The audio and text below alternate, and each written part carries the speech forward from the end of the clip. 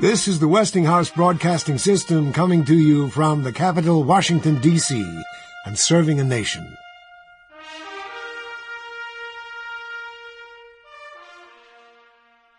Good evening, America, and a warm welcome to Great Americans. I'm Seymour Kennis. Ladies and gentlemen, in tonight's Great Americans, as we cross to the Pacific Ocean, to California, to Hollywood, and to possibly the major player in its hierarchy, we salute Monroe Stahr.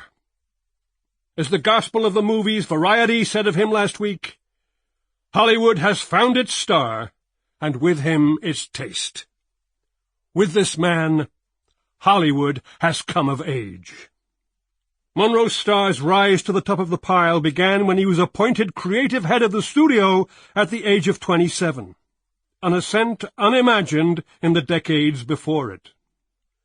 While the loss of his beloved wife, the international star Mina Davis, took its toll on his fragile health, his energy made him even more determined to make his studio the one to beat. Revenues went up, and his dedication did not falter. Monroe Stahr talked to me in our usual person-to-person call, the signature of this exclusive program. I should confess to listeners that Mr. Stahr picked up the telephone at 6:30 a.m. Pacific Standard Time. He was already in his office when the call was put through. Monroe Stahr, the head of Hollywood, ahead of the rest. First I asked, why have we never, ever seen your name on any of your pictures? I'll tell you my answer.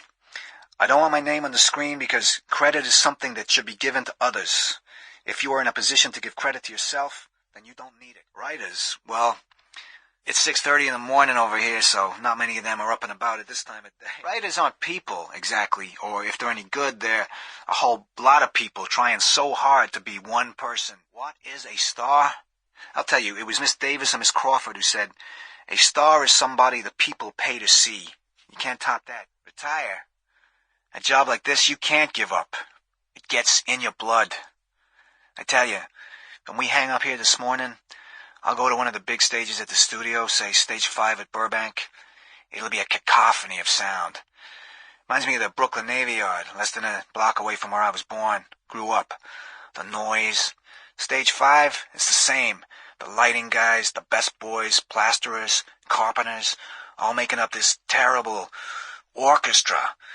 Then there's an ever-so-gradual diminishing of the volume towards the quiet. And I mean silence. Absolute silence. The red light goes on so there's even silence beyond the soundproof door. Silence so that they can make the shot. The shot is fine.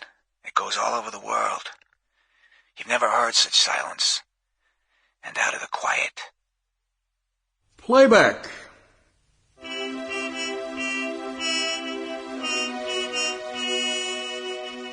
The Last Tycoon by F. Scott Fitzgerald. Dramatized for radio by Bill Bryden.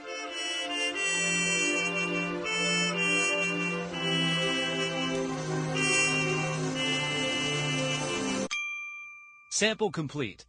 Ready to continue?